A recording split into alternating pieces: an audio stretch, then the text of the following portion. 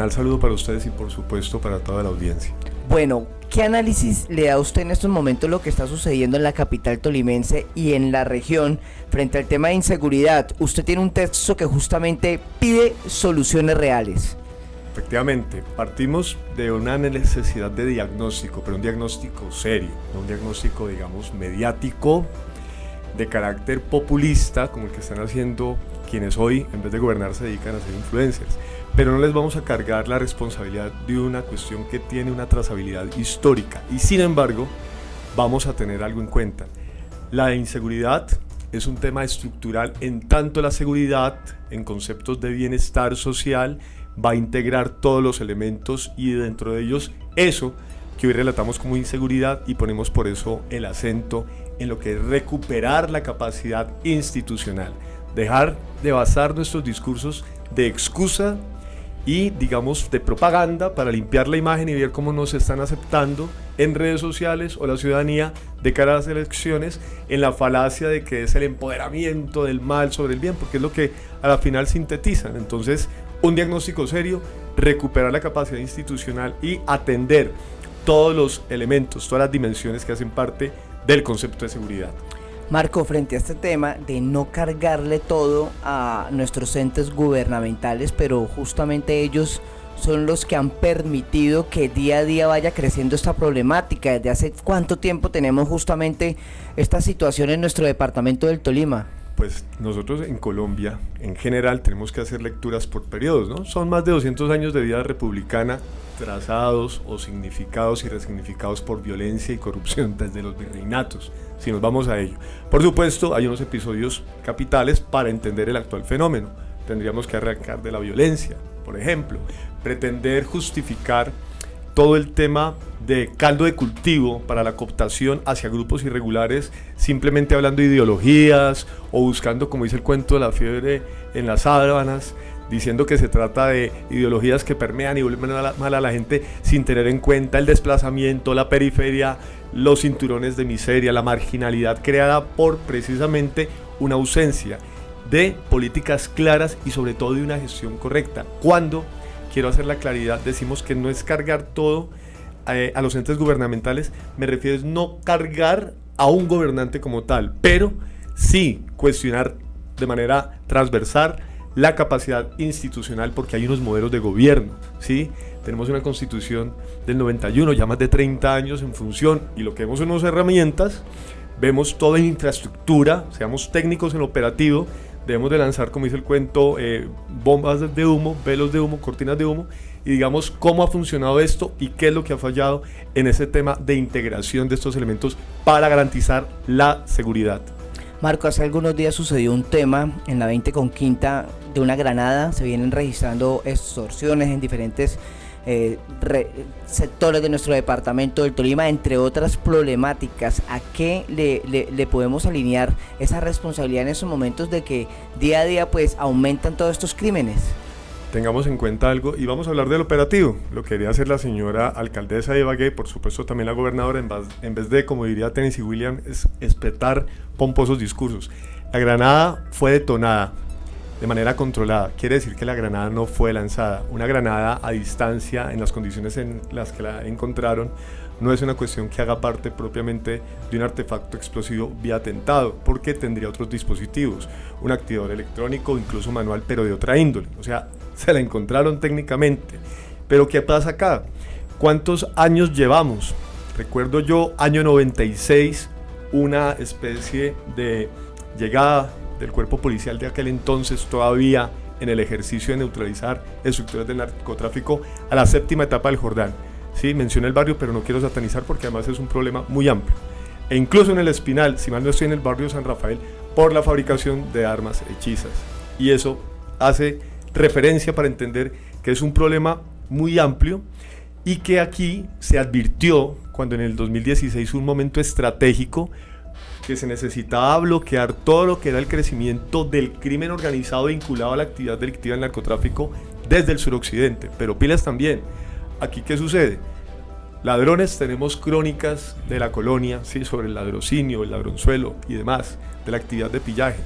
Edson, oyentes, ¿qué pasó en Ibagué después de que se hicieron las casas para acoger a los desmovilizados del paramilitarismo. Veamos las cifras de la Contraloría en términos de inversión, porque nos va a dar una estadística orgánica de dónde terminaron estas personas. Mayoritariamente no se integraron a los programas de salvavidas, que los tuvimos en la tercera en ese entonces recién peatonalizada, ni en el tema de guardabosques.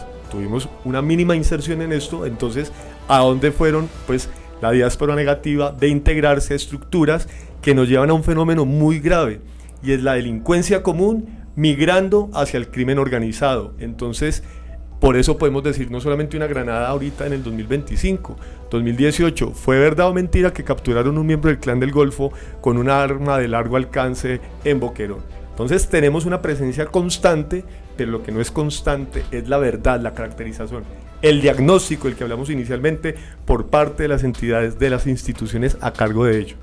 Hablemos un poco de lo que serían las posibles soluciones, Marco, y el actuar de los entes gubernamentales. ¿Usted considera que ellos a lo largo de todos estos años pues han fallado en estos procesos? Y también me llama poderosamente la atención lo que usted dice de esos programas de resocialización que prácticamente en su mayoría pues lastimosamente no están consiguiendo su objetivo. Totalmente. De hecho, le acabamos de pasar algo gravísimo. Obviamente nos unimos a las voces de rechazo cuando se habla por parte de la gobernante de los tolimenses, una persona a la que respeto y aprecio, pero que tiene una función constitucional, ¿sí? Y entonces ella es la que nos dice que van a nombrar al señor Zapateiro como asesor de seguridad.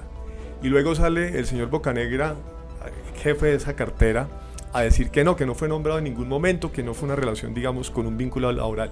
Pero es que este sujeto estaba no solamente vinculado a un tema de asociatividad ilegal con grupos al margen de la ley vinculados a actividades paramilitares, al tema de violación de derechos humanos, sino que si yo opero y analizo la operación del señor Zapateiro durante su comandancia del ejército, veo que tuve la oportunidad histórica de aprovechar el fraccionamiento de los grupos no firmantes del acuerdo de paz o que no se sujetaron al acuerdo de paz y las disputas que habían para neutralizarlos. Entonces ahí tengo un primer momento, la desinstitucionalización, que es como se le llama ese fenómeno. Claro que hay una responsabilidad directa y también una culpabilidad, que son dos conceptos diferentes. Entonces, ¿qué creemos estratégico? La recuperación de la capacidad institucional, pero esto pasa por una caracterización real y ordenada de los actores, en este caso, pues, de este conflicto de criminalidad. La Comisión de Seguridad de Naciones Unidas, en el caso de Ucrania, pongamos un ejemplo, orientó: pónganse pilas a caracterizar los actores regulares, irregulares, mercenarios y demás. Me explico. Pónganle el nombre a las cosas. Dejen por hacerle eco a una ideología de seguir hablando, por ejemplo, de disidencias de las FARC o incluso FARC, porque es que ese grupo en el 2018 pasó a la vida civil. Por eso es que el señor Londoño tuvo que soportar todo el ataque de civiles, porque ya estaban, ellos son un partido constituido. Entonces ese tema de disidencias no. Díganle a la gente, por ejemplo, yo quisiera preguntarle a Bocanegra, al comandante de policía del departamento, al comandante del ejército del departamento, o sea, cuéntenos ustedes desde las brigadas, desde los puestos, quiénes fueron los que armaron a los grupos que históricamente en el plan del sur del Tolima se han dedicado al abigeato y que hoy tienen armas de largo alcance, si fue o no verdad que se trató de un guerrillero que estaba detenido cuando el acuerdo y salió y no fue sujeto, no fue aceptado en la JEP y terminó entregándoles. Es decir, todo este mapa dice que no hay una caracterización institucional, entonces no hay un ordenamiento, la capacidad operativa va a ser reducida, usted no puede pelear contra un enemigo que no conoce, y hablemos ahí de la disyuntiva, pero eso obliga incluso a un concepto propio de la fuerza militar, de la fuerza pública en Colombia, que es el concepto de geografía humana. Entonces, ¿qué pasa en el Tolima? ¿Qué pasa en Ibagué? Que no tienen esa lectura, pero están las instituciones y gobernantes con una cantidad de discursos, pues, que uno dice estamos ante una realización, ¿sí? A tal punto que sale una mandataria como la de Ibagué y nos dice, en una de sus intervenciones de las muchas que tiene, podemos salir con seguridad a las calles, pero, y aquí le pongo un ejemplo de lo que es la incoherencia que nos ha hecho desinstitucionalización. A la semana dice que va a gestionar la militarización de la ciudad, entonces se contradice, y yo le preguntaría a la audiencia qué tanto cree en estas falacias y que tiene que llamar a que se cumplan los mandatos constitucionales. ¿Cómo procede? ¿Cuál es el protocolo, Edson, de un soldado ante un evento de hurto en la ciudad? son protocolos tácticos muy diferentes a los de la policía. Entonces esos son unos básicos, cosas muy básicas, pero no están en el ordenamiento, y lo que presenciamos es una incoherencia que por supuesto es el caldo de cultivo para el crecimiento de estas estructuras ilegales cada vez más poderosas. Y acá cierro esta parte diciendo, en pandemia tuvimos una reducción del 75% del tráfico peatonal por el confinamiento, mandatado, obligado. La fuerza pública en ningún momento estuvo confinada. ¿Qué pasó? Que durante ese periodo crecieron. Por ejemplo, ahorita que hablan otra vez de prohibir el parrillero, hurtos y demás acciones delincuenciales, cuando tenían casi que un control más que absoluto de los territorios. Hasta los habitantes de calle se dedicaron a robarse el cableado de los semáforos. Marco, en uno de sus apartes en ese texto me llamó poderosamente la atención que usted habla del desempleo, habla del microtráfico, en otro de los puntos habla también que el Tolima es un punto estratégico para el narcotráfico, pero a esto en la actualidad le podemos sumar también el tema de los brujos, ¿sí? Que incrementan día a día en el departamento del Tolima, y que lastimosamente en el municipio del Espinal también suena bastante este tema. ¿Cómo considera en estos momentos que podemos enfrentar toda esa problemática, teniendo en cuenta que estamos sufriendo muchas falencias en la institución? Voy a hablar de algo, no estamos en campaña ni lo pretendiéramos, ¿sí? Se nos sigue cayendo el pelo si pasa eso, pero entonces, Edson, bancos de segundo nivel para tener créditos blandos y poder atacar algo tan tremendo como es el crédito ilegal. Las economías domésticas en Ibagué, las economías informales están secuestradas, y en el departamento por los créditos ilegales. Y no estoy hablando del pagadiario gota a gota que siempre hemos conocido, que prestaba al 7-10%, no, estamos hablando de las estructuras vinculadas al crimen organizado que hacen lavado de activos a través de esto y convierten también esto en redes para el desarrollo de otras actividades como el narcomenudeo. Entonces, aquí afectar, como hablamos al principio, la seguridad es un tema estructural. Todo lo que son los caldos de cultivo, todo lo que son esas dimensiones de gestión negativa, de crecimiento, de manera radical, yendo a la raíz, parte por un tema de bienestar social, de economía. No se trata de subsidios, se trata precisamente de esto. La transición hacia la formalidad, los elementos cooperativos están, pero es ahí donde el desenfoque, ¿sí? Diciendo acá en enfoque, el desentone de las administraciones es fuerte. Y pilas que ahí sí yo digo algo. Venga, es que la alcaldesa de Ibagué le recibió a su padrino político. O sea, aquí ya no estamos hablando de 3 años, de 2 años y pedazos, estamos hablando ya de 5 o 6. ¿Y a quién le recibió la gobernadora? A quien le recibió a su vez a otro que es su jefe político. Óscar Barreto, segundo mandato, Ricardo Orozco y actualmente Adriana Magali Matiz. Y esto no es menos que la visión de una ciudadanía, porque esto hace un trabajo en conjunto. Nosotros tanto en 2019 como en 2023, precandidatura a la alcaldía a precandidatura a la gobernación, hicimos las mesas técnicas. Entonces aquí formas de afectar son estas directamente a los puntos álgidos. La economía es sustancial, claro, donde hay, eso es un fenómeno global, incremento del desempleo, aumenta la tasa en la informalidad, se genera no solamente una migración o una alternatividad en la informalidad, y la informalidad o los sectores de informalidad son vulnerables a la penetración, a la permeación y a la cooptación de lo que son los sectores ya dedicados a la ilegalidad. Entonces eso hay que bloquearlo. Y algo que es estratégico, y esto sí lo digo como artista, como trabajador del teatro, de las artes, es dejar de tratar escenarios transversales como la cultura de manera aislada o pintoresca. Aquí se necesita una estrategia como la que se desarrolló incluso en Rusia. Es que podemos hacer parangones, ¿sabe por qué? Porque ya tuvieron una lucha, y en Portugal, contra una de las mafias más organizadas del mundo a través de la cultura, porque tenemos, y excúseme la audiencia quien se siente identificado con ello, una ciudad como Ibagué que desde los 80 se convirtió en una especie de paraíso fiscal, no solamente por la tragedia de Armero, ¿sí? Que la aprovecharon grandes empresas y se fueron, sino también para las economías ilegales. Se sabe muy bien, y este es un secreto a gritos, que Ibagué se convirtió en una especie de paraíso fiscal para los lavos de activos, para las posesiones de muchos de esos jefes de mafias que hoy están reclamando sus pertenencias cuando pasamos de una desmovilización paramilitar a una desmovilización o una dejación de armas de un grupo y quedan zonas vacías. Entonces ahí lo cultural, ¿a qué afectaría? ¿O qué afectaría? También poder bloquear esa cooptación por parte de estos grupos, porque tenemos una juventud y no es un fustigamiento. Yo creo enormemente en las nuevas generaciones, mucho, por eso trabajamos con ellas y por ellas, pero en condiciones de marginalidad, pues Edson, es lo sencillo.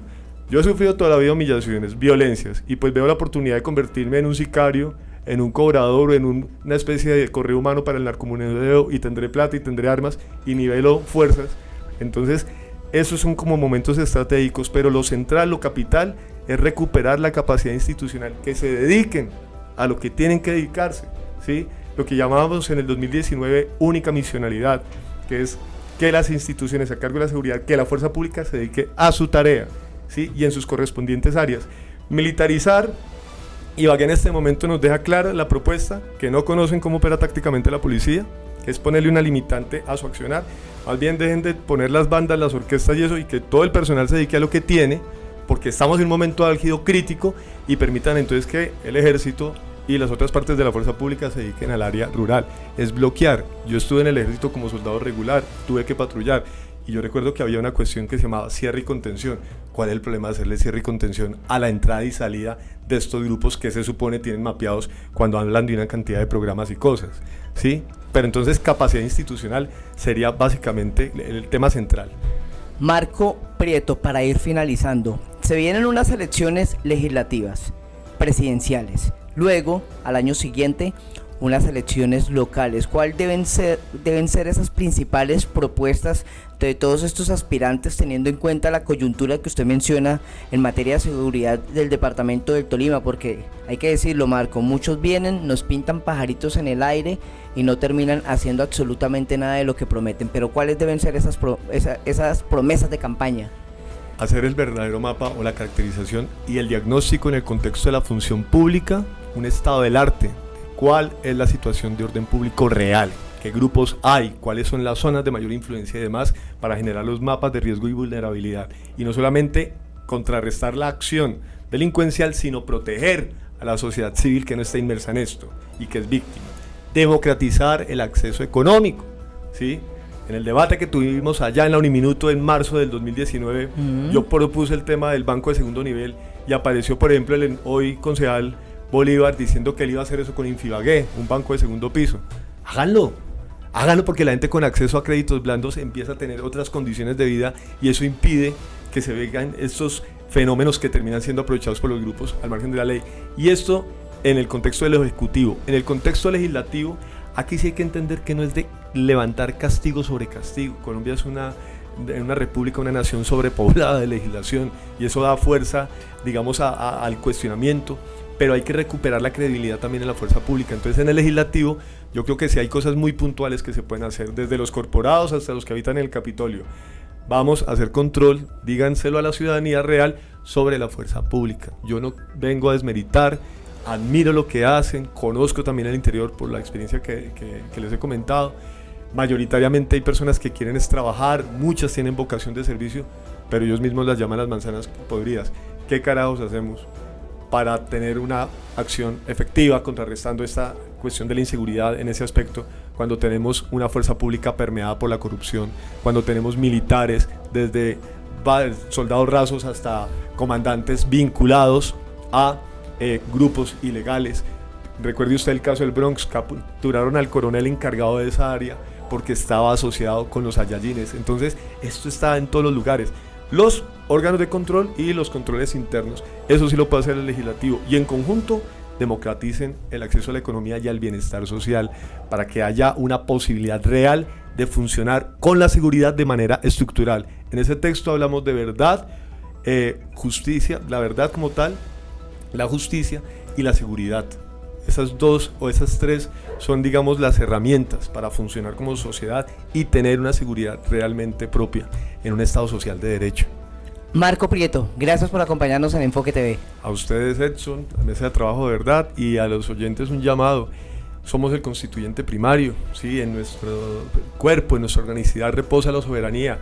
Hagamos cabildos abiertos, lo que sea, pero controlemos el tema y no permitamos, y esto va para izquierdas y derechas, que se instrumentalice una situación como la inseguridad, que nos afecta tanto y nos sembra angustia, para que generen pues un rédito electoral cuando llegan, como dice Edson, muchas veces a no cumplir. Muchas gracias.